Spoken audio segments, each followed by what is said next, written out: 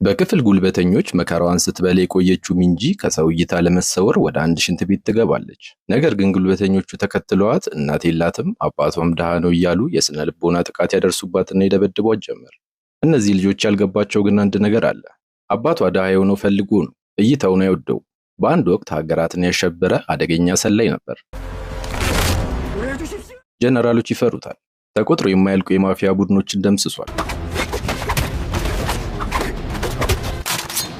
አሁን ግን ለብቸኛ ልጁ ደህንነት ሲል በውስጡ የሚጮኸውን አውሬ አስተኝቶ ራሱን ደብቆ ተራ ባንክ ቤት ሰራተኛ ሆኖ ይሰራል። ችግሩ ግን የተኛው አውሬ ተኝቶ አልቀረም።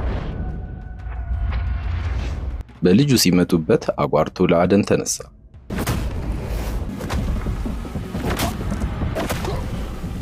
ሰላም፣ ዛሬም አቀርብላችሁ ኤጀንት ኪም ሪአክቲቬትድ የተሰኘውን ምርጥ ተከታታይ ፊልም ሲሆን ስራችን የሚመቻችሁ ላይክ እና ሰብስክራይብ ማድረግ አይረሳ እያልኩ ወደ ታሪኩ ልግባ።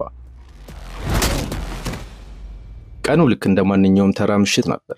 ኪም የተባለ ጎልማሳ ከተጨናነቀች አውቶቡስ ወርዶ በዝምታ ወደ ቤቱ ሲያመራ እናያለን። መንገዱን ይዞ በሰላም በመጓዝ ላይ ሳለ የአካባቢው ወሮበሎች በተቀመጡበት መኪና አጠገብ አለፈ። ከነሱ አንዱ ግን የኪምን ትዕግስት ለመፈተን በማሰብ ሲጋራውን ወደ እሱ አቅጣጫ ወረወረበት። ኪም ግን ምንም አይነት የቁጣ ስሜት አላሳየም። ይልቁንም ፈገግ ብሎ ምንም እንዳልተፈጠረ መንገዱን ቀጠለ። ነገር ግን ልጆቹ ሊተውት ፈቃደኛ አልሆኑም። ያቺው መኪና በድንገት ሞተሯን አስነስታ ገጨችው። በመኪና ውስጥ የነበሩት ወሮበሎች በፍጥነት ወርደው ከበቡት። ስፖኪያችንን ሰበርክ በሚል ምክንያት ሰማይ ምድሩን አደበላለቁት። ያደረሰው ጉዳትም የገንዘብ ካሳ እንዲከፍላቸው በቁጣ ጠየቁት። ኪም ግን አሁንም እንደተረጋጋ ነበር። ምንም እንኳን የተገጨው እሱ ቢሆንም አልተጎዳውም፣ ስለዚህ ማንም ለማንም የሚከፍለው ነገር የለም ሲል ነገሩን ለማብረድ ሞከረ። አለመግባባቱ በዚያው እንዲያበቃ በማሰብም አንገቱን ደፍቶ ይቅርታ ጠየቃቸው። ሆኖም ግን ኪም ዞር እንዳለ ከወሮበሎቹ አንዱ ያለምንም ምክንያት ኃይለኛ ጥፊ ያሳረፈበት። ይህ በሚሆንበት ሰዓት አቶ ሊም የተባሉ አረጋዊ ጎረቤቱ ትዕይንቱን ከርቀት እየተከታተሉ ነበር። በሁኔታው እጅግ ደንግጠውና በፍርሃት ተውጠው ወደ ሱቃቸው ገቡ። ኪም ግን ምንም እንዳልተፈጠረ ሁሉ ኮቱን አራግፎ ጃኬቱን አስተካክሎ ወደ ቤቱ መጓዝ ቀጠለ። ይህ ሰው ሚንጂ የተባለችውን ብቸኛ ልጁን ለማሳደግ ነው ቀን ከሌት የሚለፋው። ባለቤቱ ሚንጂን ከወለደች በኋላ በሞት ስለተለየችው በዚህ ዓለም ላይ ያለችው እሷ ብቻ ነች። ሚንጂ ልጁ ብቻ ሳትሆን የህይወቱ ምሰሶና ሙሉ ዓለሙ ነበረች። ኪም ሁሌም በጠዋት ፀሐይ ሳትወጣ ተነስቶ ቁርስ ይሰራል። ገበታውንም አዘጋጅቶ እንደጨረሰ ሁልጊዜ ለትምህርት ቤት የምትዘገየውን ልጁን ከአልጋው ጎትቶ ማስነሳት ቀጣዩ ስራው ነው። በመካከላቸው ያለው ግንኙነት ግን አሰልቺና በውጥረት የተሞላ ነበር። ልጅቷ በአስቸጋሪ ጉርምስና እድሜዋ ላይ ስላለች እንዴት አድርጎ ልቧ ውስጥ መግባት ብሎም አባቷ የፍቅሩን ማሳየት እንዳለበት ግራ ገብቶታል። በዛሬው ቀን ታዲያ በትምህርት ቤቱ የቀረበውን የአደጋ ጊዜ ተጠሪ ቅጽ ለመሙላት ሲል መረጃ ጠየቃት። ሚንጂ ግን ምንም ቦታ ሳትሰጠው የጓደኛዋን ስምና ስልክ ቁጥር ብቻ ሰጥተው በችኮላ ከቤት ወጣች። ከዛም ጎረቤታቸውን አቶ ሊምን በሩጫ አልፋ በሰዎች በተጨናነቀው አውቶቡስ ውስጥ ተጋፍታ ገባች። አውቶቡሱ በድንገት ተንቀሳቅሶ ልትወድቅ ስትል አንድ ወጣት ደግፎ ያዛት። ልጁ የሷን አይነት የትምህርት ቤት ዩኒፎርም የለበሰ ሲሆን በፈገግታ የራሱን ወንበር ለቀቀላት። በሌላ በኩል ኪም እንደ ልማዱ በጊዜ የሚሰራበት ባንክ ደርሷል። ባንክ ውስጥ ያሉት ሰዎች ሁሉ በስራ ወዳድነቱ፣ በጥንቃቄውና በህግ አክባሪነቱ ያውቁታል። በዚህ ቀን ታዲያ ስራውን የጀመረው የድርጅቱን የክሬዲት ካርድ ሪፖርት ለቅርብ አለቃው በማቅረብ ነበር። አያይዞም በርካታ የገንዘብ እንቅስቃሴዎች ደረሰኝ እንዳልቀረበላቸውና ህጋዊ በሆነ መንገድ ሊመዘገቡ እንደማይችሉ አብራራ። አለቃው ግን እሱን ከማመስገን ይልቅ ጭንቅላት ማሰብ አይችልም እንዴ ሲል ሰደበው። የወጪዎቹንም ስም ቀይሮ የመስሪያ ቤቱ የምግብ ወጪ ተብለው እንዲመዘገቡ አዞ ወደ መደቡ መለሰው። የዛን ቀን ከሰዓት ኪም የልጁ ልደት በጥቂት ቀናት ውስጥ እንደሚደርስ ትዝ ሲለው የሚሰጣት ስጦታ ግራ ገባው። ለዚህ ምን አይነት ስጦታ ቢገዛላት እንደሚሻል ሳና የተባለችውን ባልደረባውን ጠየቃት። ሳናም ቀጥታ ልጁን መጠየቅ እንደሚሻል መከረችው። ሆኖም ግን ከሚንጂ ጋር መነጋገር ከባድ ከሆነበት ልትረዳው ፈቃደኛ መሆኗን ገለጸችለት። ይህ በእንዲህ እንዳለ በትምህርት ቤት ውስጥ ህይወት ለሚንጂ አልጋ ባልጋ አልሆነችም። ጓደኛዋ ነኝ የምትለው ሪያንግ የስፖርት ልብሷን ተበድራ አልመለሰችላት። ይባስ ብሎ ሚንጂ ሄሪ በተባለች ባለሀብትና ጉልበተኛ ዘውትር ትንኮሳና ስቃይ ይደርስባት ነበር። በዚህ ቀንም ተማሪዎች በተሰበሰቡበት ከተሰደበች በኋላ ከሰው እይታ ለመሰወር ወደ ሽንት ቤት ገባች። ነገር ግን ሄሪና አጋሮቿ ተከትሏት በመግባት ይወርዱባት ጀመር። በዚያው ምሽት ባልደረባው ሳና የልደት ስጦታ ልታጋዛው ወደ አንድ ትልቅ የገበያ ማዕከል ሄዱ። ረጅም ሰልፍ ውስጥ ቦታ ይዞ እንዲጠብቅ ካደረገች በኋላ ታዲያ የኪምን ካርድ ተቀብላ ስጦታ ልትመርጥላት ሄደች። ችግሩ ግን ኪም ሊከፍል ሲሞክር አሮጌው ስልኩ ዲጂታል ትዕዛዙን መፈጸም አቅቶት ተቸገረ። ሳና ደርሳ እስክትታደገው ድረስ ግራ ገብቶት ነበር። በመጨረሻም የተገዛውን ስጦታ ሲመለከት በድንጋጤ ተዋጠ። ዋጋው $500 የሚያወጣ ቲሸርት ነበር። ወዲያውኑም ሊመልሰው ወሰነ። እሷ ግን ይህ ሸሚዝ በወጣቶች ዘንድ እጅግ ተወዳጅ እንደሆነና ሚንጂን በጣም እንደሚያስደስታት ገለጸችለት። እሱም በመጨረሻ በሐሳቧ ተስማምቶ ስጦታውን ይዞ ወደ ቤቱ ሄደ። ቤት ሲደርስ ሚንጂ ልብሶቿን እያጠበች ነበር። የእሷን ልብሶች ከአባቷ ልብሶች ለይታ ነበር እያጠበች የነበረው። በእሷ እይታ የአባቷ ልብስ የእሷን ልብስ ያሸትብኛል ብላ ስለምታምን ሁሌም ለያይታ ነው የምታጥበው። አጥባ እንደጨረሰች የሄሪን የሶሻል ሚዲያ ገጽ ከፈተች። በእረፍት ጊዜ የምትዝናናበትን ቦታዎች፣ ውድ ምግብ ቤቶችንና ዘመናዊ አልባሳቷን እየተመለከተች በመካከላቸው ያለውን የህይወት ልዩነት በእጅጉ አሳዘናት። የራሷን ህይወት ጠላች። በማግስቱ ጠዋት ታዲያ ወደ ትምህርት ቤት እንደደረሰች የስፖርት ልብሷን የተዋሰቻትን ሪያንግ እንድትመልስላት ጠየቀቻት። ሪያንግ ግን ልብሱን ጠረጴዛው ላይ ትታው ወደ ቤት እንደሄደች ተናገረች። ሚንጂ ክፍሉን ሁሉ ስታስስ ከቆየች በኋላ በመጨረሻ እውነቱን አወቀች። ሄሪና ጓደኞቿ ልብሷን ቆሻሻ መጣያ ውስጥ ጥለውት ነበር። በዚህ ሰዓት ናምሁን የተባለው ደግ የክፍል ጓደኛዋ የራሱን የስፖርት ሸሚዝ ሊያበድራት ሞከረ። ነገር ግን ሌላኛውን ብቻ ስላበደራት አለባበሷ የትምህርት ቤቱን ደንብ ይጠበቅ አልነበር። የስፖርት መምህሩን በዚህ ምክንያት ከሌሎች ተማሪዎች ለይቶ በሁሉም ፊት ሰደባት። ሄሪና አጋሮቿ ደግሞ በሁኔታው እየተሳለቁ ይመለከቷት ነበር። ይህ በእንዲህ እንዳለ በሌላው የከተማው ክፍል ሃንሱ የተባለ የቴኳንዶ አሰልጣኝ ተማሪዎቹን እያሰለጠነ ይታያል። ሃንሱ ጡረታ የወጣ የኦሎምፒክ የወርቅ ሜዳሊያ አሸናፊ ሲሆን አሁንም እንቅስቃሴው ፈጣንና እንደ ማሽን የተቀላጠፈ ነበር። ከማሰልጠኛው አጠገብ ደግሞ ጂንቹል የተባለ ወታደራዊ ዩኒፎርም የለበሰ ጎልማሳ ህፃናቱን መንገድ እያሻገረ ይታያል።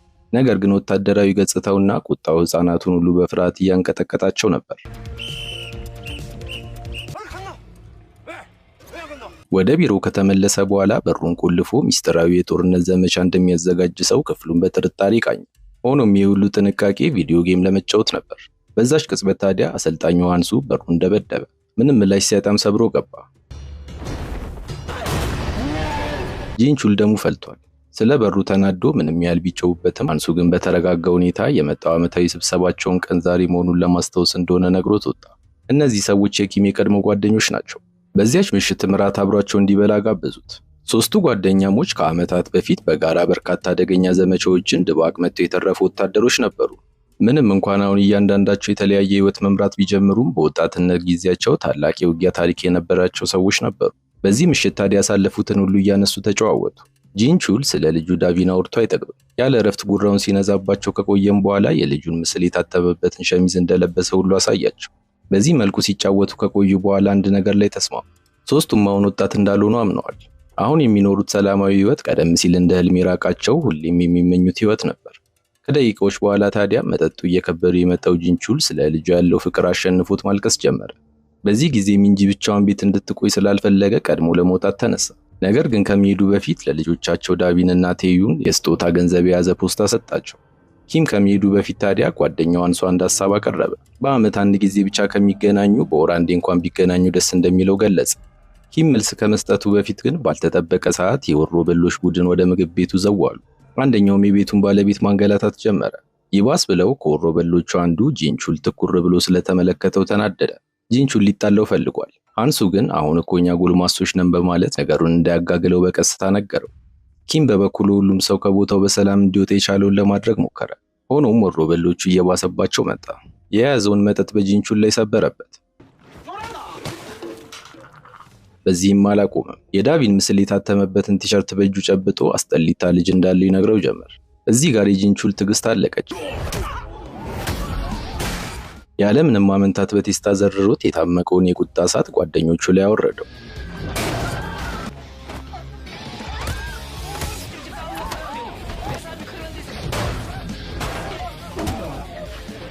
እሱ እስኪበቃቸው እየጨፈረባቸው በነበረበት ሰዓት ሰላሙን ከምንም በላይ የሚያስቀድመው ኪም ከምግብ ቤቱ በዝምታ ወጣ። ሃንሱ ሲወጣ አይቶታል። ነገር ግን የኪምን ባህሪና የቀድሞ ማንነት ጠንቅቆ ስለሚያውቅ ለምን ከቦታው መራቅ እንደፈለገ በደንብ ተረድቶታል። በዚህ መሃል ከወሮ በሎቹ አንዱ የእሳት ማጥፊያ ሲሊንደር አንስቶ የጂንቹልን ራስ መታው። ችግሩ ግን የድርጊቱ ይበልጥ አነደደው እንጂ አላቆመው። በዚህ ሁኔታ ከቀጠለ ነፍስ ሊያጠፋ እንደሚችል የተረዳው ሃንሱ ታዲያ ወዲያውኑ ሊያስቆመው ሞከረ። ፖሊሶች ቦታው ላይ ደርሰው ሊያረጋጉት ሲሞክሩ ሃንሱን ለፖሊሶቹ የተናገረው ነገር አስቂኝ ነበር። ይህንን ሰው ማቆም የምትችሉት ተኩሳችሁ ብቻ ነው አላቸው። እነሱም ያደረጉት ይህንኑ ነበር።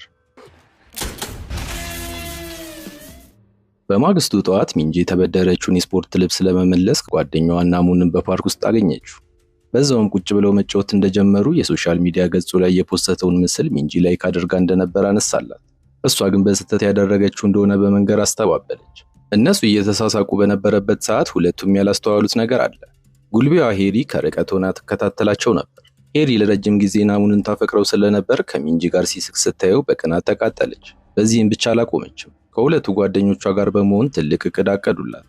ከቆይታ በኋላ ታዲያ ሚንጂን ቀርበው በትምህርት ቤቱ የዕቃ ማከማቻ ክፍል ውስጥ ሄሪ ብቻዋን ልታገኛት እንደምትፈልግ ነገሯት። እሷም ምንም አይነት ጥርጣሬ ሳያድርባት ወደ ክፍሉ ገባች። ገና እግሯ እንደረገጠ ግን ሄሪ በኃይል ፊቷ ላይ በጥፊ ስትመታት ሶስቱ ጓደኞቿም ተደርበው ይቀጠቅጧት ጀመር። ነገር ግን ለመጀመሪያ ጊዜ ሚንጂ በዝምታ አልተቀበለችው። በቁጣ ተነስታ እያፈራረቀች ተደበድባቸው ጀመር። ይህ ያልተጠበቀ የመልስ ምት ሶስቱንም በእጅጉ አስደንግጧቸዋል። የዛን ቀን ከሰዓት የትምህርት ቤቱ አስተዳደር ወደ ኪም ደወለ። እሱም የተፈጠረውን ሲሰማ የያዘውን ስራ ሁሉ ጥሎ በፍጥነት ወደ ትምህርት ቤቱ ሮጠ። በሌላ በኩል የሄሪ አባት የፖለቲካ ድጋፍ የሚፈልገውን የአዲስ ሆቴል ልማት ፕሮጀክት አስመልክቶ ከአንድ የካውንስል አባል ጋር ስብሰባ ላይ ነበር። ጋንግቻን ይባላል። ስብሰባውን ጨርሶ ለመውጣት ሲነሳ ታዲያ የካውንስሉ አባል በጋንግቻን አካል ላይ የሚታዩትን የእሳት ቃጠሎች ጠባሳ አስተዋለ። እሱም በተረጋጋ መንፈስ ስለ ጠባሳዎቹ አብራራ። ወጣት እያለ ሰውነቱ ሙሉ በሙሉ በንቅሳት የተሸፈነ አደገኛ ወሮበላ እንደነበር ተረከለት። ያንን ጥቁር ታሪኩን ለዘላለም ለመቅበርና ከአሮጌ ህይወቱ ለመላቀቅ ሲል ታዲያ እያንዳንዱን ንቅሳቱን በእሳት አቃጥሎ እንዳጠፋው ገለጸለት። ነገር ግን አሁን የተሳካለት ነጋዴ ቢሆንም የሚዋሸውን ወይም የሚከዳውን ሰው ያለምንም ርኅራኄ እንደሚቀጣ በግልጽ አሳወቀው። በዚያ ቅጽበት ቅጥረኞቹ መጥተው ልጁ ሄሪ በትምህርት ቤት ውስጥ መደብደቧን ነገሩት። በሰዓቱ ጎልድቲዝ በመባል የሚታወቀው የወሮበሎች አለቃ ሊያገኘው መጥቶ ነበር። ነገር ግን የጋንግቻን ቀኝ እጅ የሆነው ናም አለቃው አስቸኳይ የቤተሰብ ጉዳይ እንዳለበት ገልጾ አሰናበተው። በትምህርት ቤቱ የማስታረቂያ ክፍል ውስጥ የሄሪ ወላጆችና የትምህርት ቤቱ ሰራተኞች ተሰብስበው እያለ ነበር ኪም የደረሰው። በሰዓቱ የሄሪ እናት ሚንጂ ላይ እየጮኸች ነበር። ለተፈጠረው ነገር ሁሉ እሷን ብቻ ተጠያቂ ስታደርግ፣ ሚንጂ ግን በእነዚህ ልጆች ለረጅም ጊዜ በደል ይደርስባትም እንደነበር አስረዳች። ትምህርት ቤቱ ይህንን ቢያቅም ሁኔታው እንዳይባባስ ሲባል ነገሩን በዝምታ እንድታልፈው እንደነገራት ገልጻ ራሷን ለመከላከል ሞከረች። በዚያች ቅጽበት ኪም ማንም ያላሰበውና ያልጠበቀውን ድርጊት ፈጸመ። በሄሪ ቤተሰቦች ፊት ተንበርክኮ ይቅርታ ጠየቀ። ይሄ ሁሉ የሱ ጥፋት እንደሆነና አባቴ መሆን ኃላፊነቱን መወጣት እንዳልቻለ ተናግሮ ለተፈጠረው ነገር ሁሉ ሙሉ ኃላፊነቱን እንደሚወስድ ቃል ገባ። ሚንጂ ይህንን ስታይ በቆመችበት ደንዝዛ ቀረች። አባቷ የጠላቶቿ ቤተሰቦች ፊት ተንበርክኮ ሲለምን ማየት ከባድ ውርደት ሆነባት። ጋንግቻን ይህንን ካስተዋለ በኋላ ነገሩን ለማቆም በአንድ ቅድመ ሁኔታ ተስማማ። ሚንጂ ከሄሪ ክፍል እንድትወጣና አስፈላጊ ከሆነም ወደ ሌላ ትምህርት ቤት እንድትዛወር ጠየቀ። ትምህርት ቤቱን ሰውየውን ስለሚፈራው ሁለቱ ልጆች ዳግመኛ እንዳይገናኙ ተወሰነ። ኪም ወደ ውጭ በሚወጣበት ጊዜ ጓደኛዋን ናሙንን ተመለከተው። በዛው ቅጽበትም ሚንጂ ወደ ቤት ይዘው የመጣችው የስፖርት ልብስ የሱ መሆኑን አወቀ። ይህ በእንዲህ እንዳለ ጋንግቻን የትምህርት ቤቱ መምህር ቀርቦ ስለ ኪም የሥራ ሁኔታ ጠየቀው። እሱም ታዲያ የባንክ ቤት ሰራተኛ መሆኑን ሲነግረው ጋንግቻን ግን ቆተው። የዛን ቀን ቤት ሲደርሱ ኪም ልጁ እንዳዘነችበት ስለገባው ደጋግሞ ይቅርታ ይጠይቃት ጀመር። በእሷ እንደሚተማመንም ነገራት። ሚንጂ ግን ሙሉ በሙሉ ተስፋ ቆርጣ ነበር። አባቷ ሊከላከልላትና ሊቆምላት ሲገባ ተንበርክኮ መለመኑ ቅስሟን ሰብሩታል። በዚህ ምክንያት ታዲያ ምሽቱን ወደ ቤት እንደማትመጣና በሪያንግ ቤት እንደምታድር ነገረችው። ኪም ነገ የልደት ቀኗ መሆኑን በማስታወስ ሐሳቧን ለማስቀየር ሞክሯል። ነገር ግን ሚንጂ በልደት ቀኗ ደስ ብሏት እንደማያገለጸችለት እናቷ የሞተችው በልደት ቀኗ ስለነበር ቀኑ ጉድለቷን እንጂ ደስታዋን እንደማይጨምር በምሬት አሳውቀው ወጣች። ወደ ሪያንግ ቤት መጓዝ እንደጀመረች ግን ከናሙን መልእክት ደረሳት። መልእክቱ ከትምህርት ቤት ጀርባ ባለው ድብቅ ስፍራ እንድታገኘው የሚጠቅስ ሲሆን እሷም ምንም አይነት ጥርጣሬ ሳያድርባት በየዋህነት ወደ ተባለችው ቦታ መራች። ጊዜው ከነፈ። እኩለ ሌሊት ላይ ኪም ወደ ልጁ ስልክ ደጋግሞ ቢደውልም አታነሳ። እሱ ግን ስላኮረፈች ስለመሰለው ብዙም አላሳሰበው። ባይሆን ሲበርድላት በሰፊው ሊክሳት በማሰብ በጠዋት ተነስቶ ምርጥ የለት ኬክ አዘጋጀ። የገዛውን ውድ ስጦታን በጥንቃቄ አሸገ። ከዛም እንደገና ወደ ስልኳ ደወለ። ሆኖ ምንም ምላሽ አላገኘም። በመጨረሻም ተስፋ በመቁረጥ ወደ ሪያንግ ደወለ። ሪያንግ ግን ሚንጂ በዚያች ምሽት ወደ እሷ ቤት ጨርሶ እንዳልመጣች ነበር የነገረችው። ይህንን ሲሰማ ደሙ በሰውነቱ ሲቀዘቅዝ ተሰማው። በፍርሃትና በድንጋጤ ተውጦ ወደ ትምህርት ቤቱ ሮጠ። ፊት ለፊት ያገኛቸውን ተማሪዎች እየጠየቀ ወደ ውስጥ ገባ። ነገር ግን ስለሱ የሚያውቅ አንድም ሰው አልነበር። በዚህ ሰዓት ነበር ናሙንን ያገኘው። እሱም በፍርሃት ተውጦ ስልኩ በወሮበሎች እንደተሰረቀበትና አካውንቱን ተጠቅመው ሚንጂን ከትምህርት ቤቱ ጀርባ ባለው ስፍራ እንደጠሯት አረዳው። ኪም ወደ ተባለው ቦታ ተንደረደረ። ቦታው ላይ ሲደርስ ግን የተመለከተው ነገር ልቡን ሰበረው። መሬቱ ላይ የረጋ ደም በማየቱ ልቡ ተጨነቀ። በተጨማሪም ቦታው ላይ የሄሪን የፀጉር ማሰሪያ ሲመለከት እሷም ከጋርዷ ጋር ሆና ቦታው ላይ ስትገኝ ተገጣጠመ። ከዚህ በኋላ ነው የኪምን ትክክለኛ ማንነት የምንረዳው። የፀጉር ማሰሪያዋን በእጁ እንደያዘ ከጥላው ውስጥ ብቅ አለ። በደም ፍላት ልጅ የት ነች ሲልም ጠየቃቸው። ሄሪ በፍርሃት ተንቀጠቀጠች። ጋርዷ ሚንሆ ግን ኪምን ከእግር እስከ ራሱ ተመልክቶ ተራ የባንክ ቤት ሰራተኛ ነው ብሎ ናቀው። በኪም ላይ እየፎከረ ልብሱን ሲቀደው ግን ያየው ነገር አስደንጋጭ ነበር። የኪም ሰውነት በጠባሳ የተሸፈነ ነበር። ሚንሆ የህይወቱን ትልቅ ስህተት እንደፈጸመ ያወቀው የዛን ሰዓት ነበር። ይሄ ምስኪን የሚመስል አባት ቀደም ሲል ለሰሜንና ለደቡብ ኮሪያ መንግስቶች ያገለገለ ሰላይ ብሎ ሚስጥራዊ የጦር አዛዥ እንደነበር አላወቀም። ላለፉት በርካታ ዓመታት አደገኛ ዘመቻዎችን ያለ አንዲት ስህተት ፈጸሙ። የውጊያ ብቃቱ ከሰው ልጅ በላይ የሆነና በህይወት መኖሩ ብቻ በሁለት ሀገራት መካከል ዲፕሎማሲያዊ ቀውስ የሚፈጥር አደገኛ ሰው ነበር። ኪም በሰከንዶች ውስጥ መሬት ላይ አስተኝቶ አነቀው።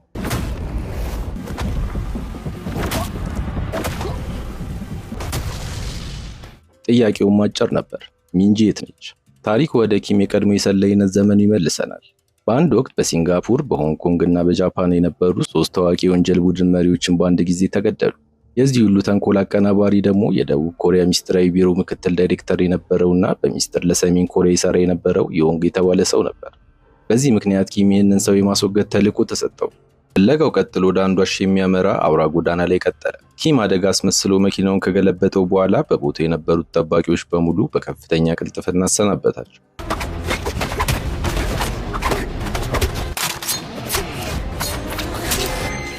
ዮንግንም በህይወት መማረክ በመቻሉ በመኪናው ጭኖ ወደ ሰሜን ኮሪያ ወሰደው።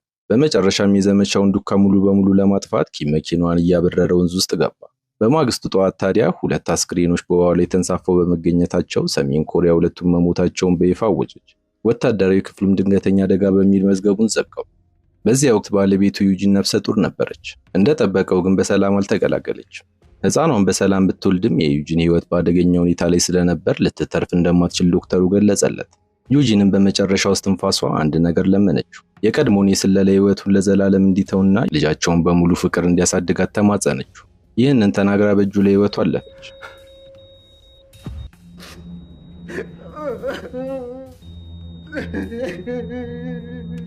እሱም የዛኑ ቀን የሥራ መልቀቂያውን አስገባ። ባለስልጣናቱ ግን እንደሱ ያለ አደገኛ ኤጀንት በሰላም እንዲወጣ አልፈለጉም። ኪም ግን ቆርጦ ስለነበር መሳሪያውን አወጣባቸው። መልቀቂያውን ካልሰጡትም በክፍሉ ውስጥ ያለውን ሰው ሁሉ እንደሚገድል አስጠነቀቃቸው። ለሀገሩ ሲል እያንዳንዱን ትዕዛዝ እንደፈጸመ ያለምንም ቅሬታ ተልእኮችን እንደተወጣና የመጨረሻውን ዘመቻ ሲያጠናቅቅ ነፃ እንደሚያወጡት የገቡለትን ቃል አስታወሳቸው። አሁን ታዲያ ነፃነቱን ለማወጅ መጥቷል። አዛዡ ኪምን ትኩር ብሎ ሲመለከተው በአይን ውስጥ የሚንበለበለውን አስፈሪ የሞት መንፈስ ሲመለከት በፍርሃት ተወጠረ። በዚያው ቅጽበትም ተስማምቶ ከስራው በክብር አሰናበተው። ከዛች ቀን ጀምሮ ኪም ህይወቱን ከዜሮ መገንባት ጀመረ። እንዴት አባት መሆን እንዳለበትም ራሱን አስተማረ። ለልጁ ሚንጂ የተረጋጋና ሰላማዊ ህይወት ለመስጠት ሲል በባንክ ሰራተኝነት ተቀጠረ። በየዕለቱ የፋይናንስ ሰነዶችን ሲመረምር የሚያየው ሁሉ ቀደም ሲል ማን እንደነበረ በጭራሽ ሊገምት አልቻለም። ሆኖም ያ ሁሉ በጥንቃቄ የተገነባው ሰላማዊ ህይወት ልጁ በአንድ ጀንበር በድንገት በመሰወሯ ምክንያት እንደ ጉንበኖ ጠፍቷል። የበፊት ማንነቱም ተመልሷል። በዚያች አሰቃቂ ምሽት በልጁ ላይ የተፈጸመው እውነት ይህ ነበር። የዛን ቀን አሙን ከትምህርት ቤት ወጥቶ ሲሄድ ሚንሆና ቡድኑ መንገዱን ዘጉበት። ስልኩን ቀምተው በመውሰድ ወደ ሚንጂ ያንን መልእክት ላኩ። እሷ ምንም ሳታስብ ከትምህርት ቤቱ ጀርባ ወዳለው ገለልተኛ ቦታ መራች። ቦታው ላይ ሄሪ ከሁለት ጓደኞቿ ጋር ሆና እየጠበቀቻት ነበር። እንዳገኘቻትን በጥፊ ነበር የመታቻት። ነገር ግን ሚንጂ በዝምታ አልተቀበለችው። በቁጣ ተነስታ አጸፋውን መለሰች። ሆኖም ወንዶቹ መሃል ገብተው ሚንጂ መደብደብ ሲጀምሩ ሄሪ ከኋላዋ በድንጋይ ፈነከተቻት። ሚንጂ ወዲያውኑ ደም በደም ሆና ስትወድቅ ታዲያ ደነገጡ። በፍርሃት ተንቀጠቀጡ። አምቡላንስ ለመጥራት ፈልገው ነበር። ሚንሆ ግን ወዲያውኑ አገዳቸው። ሁላችንም የወንጀሉ ተካፋይ ነን ሲል በማስፈራራት በስልካቸው የቀረጹትን ቪዲዮዎች ሁሉ እንዲያጠፉ አስገደዳቸው። ከዛም ማስረጃውን ለማጥፋት እንዲረዳቸው ሚንቾል ወደ ተባለ ግለሰብ ደወሉ። እሱ ግን ነገሩ ከአቅሙ በላይ እንደሆነ ነበር የገለጸው። በዚያች ቅጽበት ሄሪ ስልኩን ተቀብላ አባቷ ጋንግ መሆኑን ተናገረች። የሚንጂ አስክሬን እንዲወገድ ለማድረግ ማንኛውንም አይነት ክፍያ ለመክፈል ዝግጁ መሆኗን አሳወቀችው። ይህንን የስልክ ጨዋታ ታዲያ የሚንቹል አለቃ የሆነው ጎልደን ቲዝ የተባለው የማፊያ መሪ እየሰማ ነበር። የጁጋንግን ስም ሲሰማ ወዲያው ነበር ነገሩን በራሱ እጅ ለመጨረስ የወሰነው። ከዛም በፍጥነት ወደ ትምህርት ቤቱ ጀርባ ሄደው የሚንጂን ሁኔታ ካረጋገጡ በኋላ መኪናቸው ውስጥ ጫኗት። ጎልደን ቲዝ ሄሪን ሲያገኛት ፊቱ በፈገግታ ተሞልቶ ነበር። አባቷ የቆየ ባለውለታው ስለሆነም እንደሚረዳት ነገራት። ሆኖም ግን እያንዳንዷን ንግግራቸውን በሚስጥር እየቀረጸ መሆኑን ሃሪ አላወቀች። ጎልደን ቲዝ የምር መርዳት ፈልጎ ሳይሆን ከዚህ የበለጠ ገንዘብ ለማግኘት ቀምሮላቸው ነበር። በመጨረሻም አስክሬኑ በጭራሽ እንደማይገኝ ቃል ከገባላት በኋላ ለአባቷም ቢሆን ምንም አይነት ነገር እንዳትናገር አሳመናት። ወደ አሁኑ ስንመለስ ሚኖ የሚገባበት ጠፍቶታል። ከአደገኛ ሰው ጋር እንደተጋጨ ስለተረዳ የሚያውቀውን ሁሉ ተናዘዘ። ኪም የሚፈልገውን መረጃ ተቀብሎ ወደ ቤቱ እንደተመለሰ መጀመሪያ የቀድሞ የውጊያ ትጥቆቹንና መሳሪያዎቹን አወጣ። ለትልቅ ጦርነትም ተዘጋጀ። ከእንግዲህ ታዲያ የባንክ ሰራተኛ ማስኩ ዋጋ የለውም። ሲሸሽ የኖሮ ችግር በሩን አንኳኩቶ በመምጣቱ ያንን አስፈሪ ማንነቱን እንደገና ሊላበስ ግድ ነበር። ዝግጅቱን እንደጨረሰም ሚንቾልና አጋሮቹ ወደ ነበሩበት ሚስጥራዊ ቦታቸው አመራ። በሰዓቱ አንድ ጎልማሳ እያሰቃዩ ነበር። በሩ ሲንኳኳም ያዘዙት ምግብ እንደመጣ በማሰብ ከመሃላቸው አንዱ እንዲከፍት ላከው። በሩ ላይ የቆመው ግን ኪም ነበር። ቡድኑ በአንድ ጊዜ ወደሱ ተንደረደረ። ኪም ግን በአስደናቂ ቅልጥፍና እያንዳንዱን አፈርድም ያበላቸው።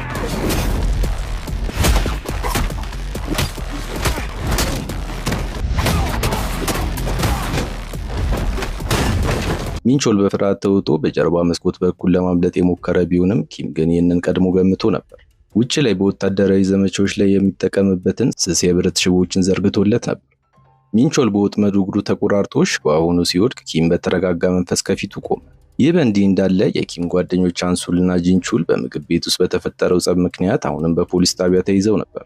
አንሱ ጠቡን ለማስጣል ሞክሬ ነበር እያለ ቢከራከርም ምርመራው በመቀጠሉ ምክንያት እዛው ለመቆየት ተገደደ። በዚህ ጊዜ ጂንቹል ወሮበሎቹን ሲደበድብ የሚያሳየው ቪዲዮ በማህበራዊ ሚዲያ ላይ ተሰራጭቶ ብዙ እይታዎችን አገኘ።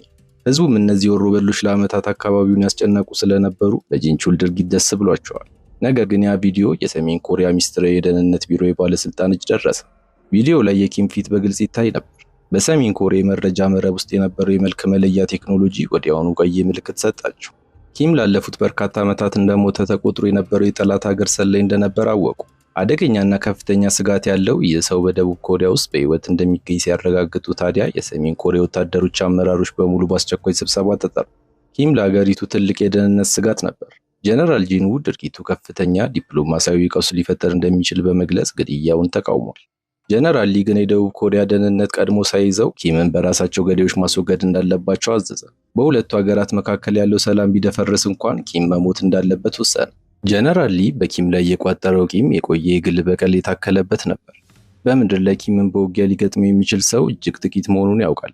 ቀደም ሲል ኪምን በፍልሚያ ሊያሸንፈው የሚችለው ብቸኛው ኤጀንታቸው ዮንግ የተባለ አባላቸው ነበር። ሆኖም በሌላ ዘመቻ ላይ ህይወቱ አልፏል። በዚያች ቅጽበት ሊ አንድ ነገር ትዝ አለው። ዮንግ ተመሳሳይ የውጊያ ችሎታ ያለው ታናሽ ወንድም ነበረው። የዛን ቀን ታዲያ ያንን ወጣት ጠርተው ኪምን እንዲገድል አዘዙት። በተመሳሳይ ሰዓት ያ ቪዲዮ ጓንቾል በተባለ ጀነራል በሚመራው የደቡብ ኮሪያ ልዩ የደህንነት ቢሮ እጅ ደረሰ። ሰሜን ኮሪያ ኪምን ለመግደል አደገኛ ነፍሰ ገዳዮችን ወደ ደቡብ ኮሪያ እንደምትልክ አልተጠራጠሩ። ምንም እንኳን ሁለቱ ሀገሮች ሰላም የፈጠሩ ቢሆኑም ጓንቾል ግን ኪም በህይወት መኖሩ የሁለቱን ሀገር ሰላም እንደሚያደፈርስ አልተጠራጠረም። ለዚህም ቀድሞ ሊያገኙት እንደሚገባ ወሰነ። በተመሳሳይ ሰዓት ኪም ሚንቹልን ማስጨነቁን ቀጥሏል። ትዕዛዙን የሰጠውን ሰው እንዲያገናኘው አዘዘው። ሚንቹል ግን ራሱን ብልህ አድርጎ በመቁጠር ነገሩ ሁሉ በቴሌግራም ግሩፕ ላይ እንደሚካሄድና እሱ ገና ሕፃን ስለሆነ በህግ እንደሚጠበቅ ተናገረ። ኪም ግን ምንም አይነት ምላሽ አልሰጠውም። ይልቁንም ላለፉት ዓመታት ያልነካውን ሽጉጥ አውጥቶ ደቀነበት። እሱም በፍርሃት በመንቀጥቀጥ እውነቱን እንደሚናገር ማለት። ሆኖም ግን ጊዜውን ስላባከነበት እግሩ ላይ ተኮሰበት። ከዚያም በቁጣ ተሞልቶ ልጄ ሚንጂ ሞታ ከሆነ ዋጋ የምትከፍለው አንተ ብቻ አትሆንም፣ ቤተሰቦችህና ጓደኞችም ይከፍላሉ አለ። በዚያች ቅጽበት በሚንቹል ስልክ ላይ የቴሌግራም መልእክት ገባ። በግሩፕ ውስጥ ያሉ ሰዎች ስለ ሚንጂ ሁኔታ እያንዳንዱ አሻራ እንዲጠፋ እያወሩ ነበር። ኪም ወዲያውኑ ስልክ ቁጥሩ ላይ ደወለ። ቁጥሩ ደግሞ የጎልደን ቲዝ ነበር። ሰውየው ሚንቹል ከጽሑፍ ይልቅ መደወሉ ግራ አጋብቶታል። ሚንቹልን ወይም ይዘውታል ወይም ተገድሏል ብሎ አሰበ።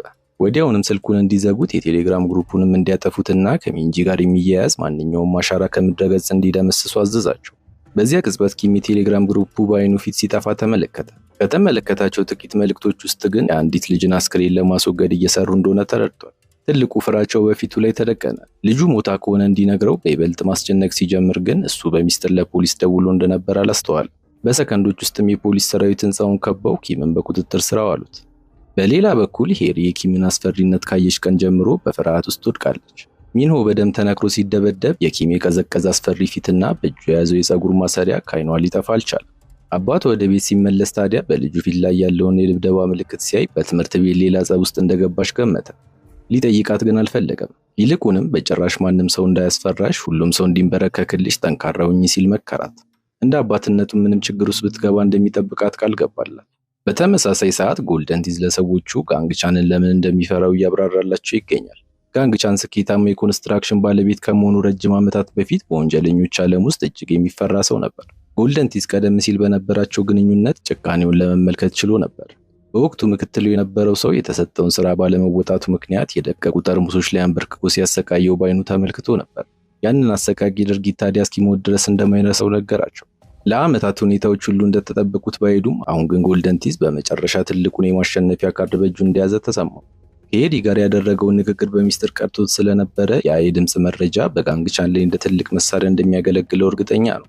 ይህ በሚሆንበት ሰዓት ሶንግ የተባለ አደገኛ የሰሜን ኮሪያ ሰላይ ወደ ደቡብ ኮሪያ ግዛት በሚስጥር ሰርጎ ገባ። ወደ ዘመቻው ከመሰማራቱ በፊት ጀነራል ሊ እንደነገረው ታላቅ ወንድሙ ዮንግ የተገደለው ቁጥር 66 ወይም ኪም በተባለ ሰላይ እንደሆነ ነበር። ሶንግም የሟቹን ታናሽ ወንድም በመሆኑ እዚሁ የመጣው ለሀገራዊ ተልዕኮ ብቻ ሳይሆን የወንድሙን ደም ለመመለስም ነው። በቦታው የነበረው የሰሜን ኮሪያ ሰላይም ስለ ጂንቹል ሙሉ መረጃ ሰጥቶት ለመጨረሻ ጊዜ የታዩት ከሱ ጋር መሆኑን በመግለጽ አንድ አውቶማቲክ ሽጉጥና መኪና አስረከበው። በማግስቱ ጠዋት ታዲያ ሃንሱል ከፖሊስ ጣቢያ ተለቀቀ። በሩን አልፎ ሲወጣ ግን ሶንግ ሲገባ ተመልክቶታል። የሰውየው ገጽታ አዲስ አልሆነበትም። የሆነ ቦታ የሚያውቀው ቢመስለውም ነገሩን አቅልሎ በማየት መንገዱን ቀጠለ። በዛች ሰዓት ሶንግ የፖሊስ ልብስ በመልበስ ጂንቹል ተቆልፎበት ወደ ነበረው የእስር ቤት ክፍል አመራ። ወዲያውንም የኪምን አድራሻ እንዲሰጠው በቁጣ ጠየቀው። ጂንቹልም ሞኝ አልነበረም። ከአነጋገሩ ከአይኖቹና ከድምፁ አክሰንት ተነስቶ ሰውየው የሰሜን ኮሪያ ሰላይ መሆኑን ወዲያውኑ አወቀ።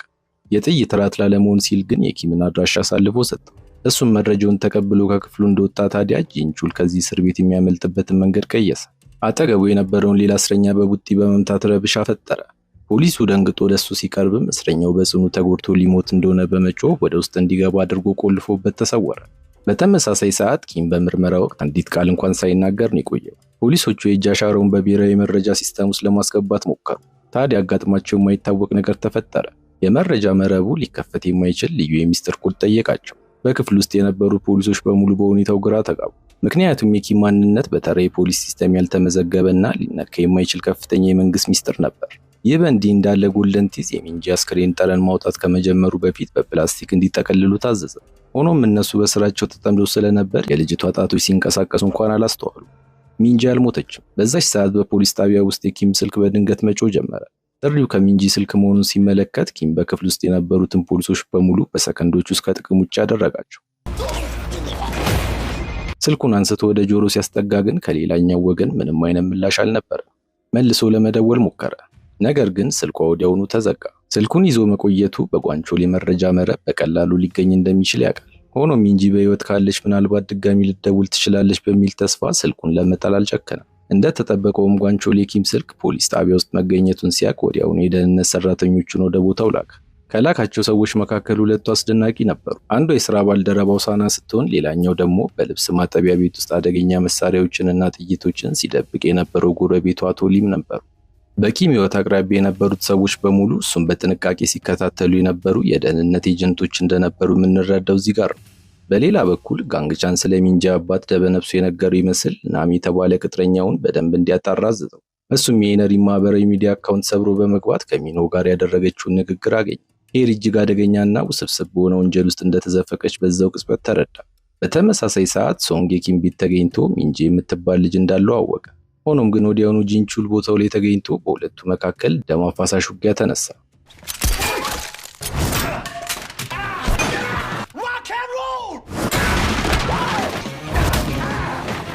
ጂንቹል ከስራ ከተከለለ በርካታ ዓመታት ቢቆጠሩም አሁንም ከሰሜን ኮሪያው ምርጥ ኤጀንቶች ጋር የሚመጣጠን የውጊያ ብቃት ነበረው። በጭራሽ ሊረታው አልቻለም። ሶንግ በርካታ ጥይቶችን የተኮሰ ቢሆንም አንዱም ስላላገኘው በፍርሃት ተውጦ ለመሮጥ ተገደደ። ጂንቹልም አልተፋታውም። ይህ እየሆነ ሳለ አቶ ሊም ከመጋረጃው ጀርባ ተሸሽገው ሁኔታውን በሙሉ እየተከታተሉ ነበር። ወዲያውንም ሰሜን ኮሪያ ኪምን ለማደን አደገኛ ሰላይ መላኳን ለጓንግቾል ሪፖርት አደረጉ። ጓንግቾልም መረጃውን እንደተቀበለ የኪም ስልክ የሃንሱ የቴኳንዶ ማሰልጠኛ ውስጥ መገኘቱን አወቀ። ኪም ወደ ሃንሱ ማሰልጠኛ ያመራው ሚንጂ መጥፋቷን ገልጾ እንዲረዳው ለመጠየቅ ነበር። እሱም በጣም ነበር የደነገጠው። የስልኳን አቅጣጫ ለመከታተልም ጥረት ማድረግ ጀመረ። ነገር ግን አንዳችም ፍንጭ ከማግኘታቸው በፊት ጓንግቾል ከሰዎቹ ጋር ቦታው ላይ ደረሰ።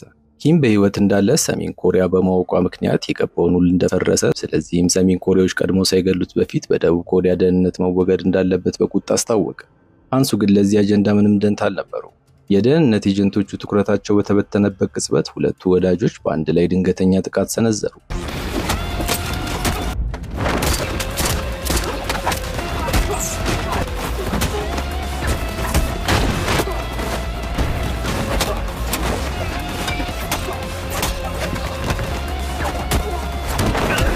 በክፍል ውስጥም የነበሩትን በሙሉ ድል ነሷቸው። ኪም የጓንግቾልን መሳሪያ ቀማ። ነገር ግን በሰውየው ላይ ከመተኮስ ይልቅ የእሳት አደጋ ማጥፊያ ሲሊንደሩን በጥይት መታው። ክፍሉ አይን በሚጋርድ ነጭ ጭስ ሲሞላ ታዲያ ወደ ህንፃው ጣሪያ የሚያመልጡበት መንገድ ተከፈተ። ከዛም በግማሽ ዕድሜ የሚያንሷቸውን ወጣቶች እንደ ቀልድ እየረቱ መንገዳቸውን ቀጠሉ። ወደ ውጭ ሲወጡ ሃንሱ ማንም እንዳይከተላቸው በማሰብ የመኪና ጎማቸውን በጥይት በሳሳቸው። ከዛም በጥይት የማይበሳና በውስጡ ዘመናዊ የኮምፒውተር ሃኪንግ መሳሪያ የተገጠሙበትን የጦር መኪና አነሱ። ኪም መኪናውን እየነዳ ሳለ ሃንሱ የልጅቷን የስልክ አቅጣጫ ለመከታተል ጥረት አደረገ። በዚህ መሃል ጂንቹል በስልክ ደውሎ አደገኛ የሰሜን ኮሪያ ወኪል ኪምን ለማደን እየተንቀሳቀሰ መሆኑን አስጠነቀቃቸው።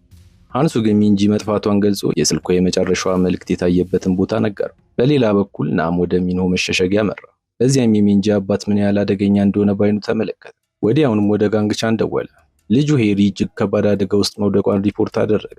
ሚንሆ ሚንጂን ማን እንደወሰዳት በትክክል ስላላወቀና በወንጀሉ ላይ በመሳተፉ የወንጀል አሻራ ለማጥፋት ሲል ሚንሆን እዛው አስወግዶት ተሰወረ። በዛው ሰዓት ኪምን ሊገለው የመጣው ሶንግ ወደ ሚንጂ ትምህርት ቤት አመራ። በዚያም ጉልበተኛ ተማሪዎች ዌዶንግ የተባለው ምስኪን ልጅ ሲያንገላቱ ታገኛቸው። ሶንግ ስለ ሚንጂ ሲጠይቃቸው ልጆቹ ከምንም ሳይቆጥሩት ነበር የሳቁበት። በሰከንዶች ውስጥ ግን እሬቻቸውን ሲያወጣቸው ዌዶንግ የማምለጫ እድል አገኘው ብሎ በማሰብ ሚንጂ የክፍል ጓደኛው መሆኗን ነገር። ሶንግም ልጅቷን እንዲያመጣ ታዘዘው። እሱ ግን ሚንጂ ከትምህርት ቤት መታገዷን ገልጾ በስልኳ በኩል ልታገኛት የምትችለው ሪያንግ የተባለች ተማሪ መሆኗን ነገረው። እሱም ሪያንግን በትምህርት ቤቱ ሕክምና ክፍል ውስጥ አገኛት። በማስፈራራትም የሚንጂን አቅጣጫ እንድትከታተል አደረጋት። በተመሳሳይ ሰዓት ሳና መረጃ ለመሰብሰብ ወደ ትምህርት ቤቱ ሄዳ ነበር። ከመምህራኑ ግን ምንም መረጃ ባለማግኘት ወደ መኪናዋ ስትመለስ አቶ ሊም ከመኪና ውስጥ ተቀምጦ አገኘቻቸው። መኪናውን አስነስተው ሲሄዱ ታዲያ ጋንግሶን ከርቀት ሆኖ እየተከታተላቸው እንደነበር አላስተዋሉ። ወደ እነ ኪም ስንመለስ የሚንጂ ስልክ የመጨረሻ ምልክት የሰጠበት ቦታ ላይ ደርሰዋል። ህንፃው ውስጥ ሲገቡ ግን በርካታ ወሮበሎች ተሰብስበው ነበር ያገኟቸው። ኪም ጊዜ ማባከን አልፈለገም። ቀጥታ ወደ ቡድኑ መሪም አመራ። ጊዋን የተባለ ወጣት በቢላ ጥቃት ሊሰነዝርበት ቢሞክርም ኪም ለሌሎቹ ማስጠንቀቂያ እንዲሆን በሁሉም ፊት በአሰቃቂ ሁኔታ ደበደበው።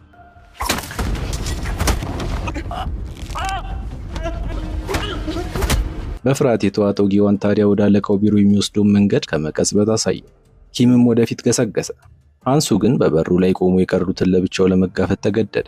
ውስጥ ላይ ሳንጎ የተባለው መሪያቸው አንድ ጎልማሳ ሰው እየመጣበት እንደሆነ ቀድሞ ማስጠንቀቂያ ቢደርሰው ምንም መፍጠር አልቻለም። ኪም ወደ ክፍሉ እንደገባ መጀመሪያ የጠየቀው ልጅ የት ናት ሲል ነበር። በክፍሉ ውስጥ የነበሩት ወሮበሎች በሙሉ በኪም ላይ ተነሱ።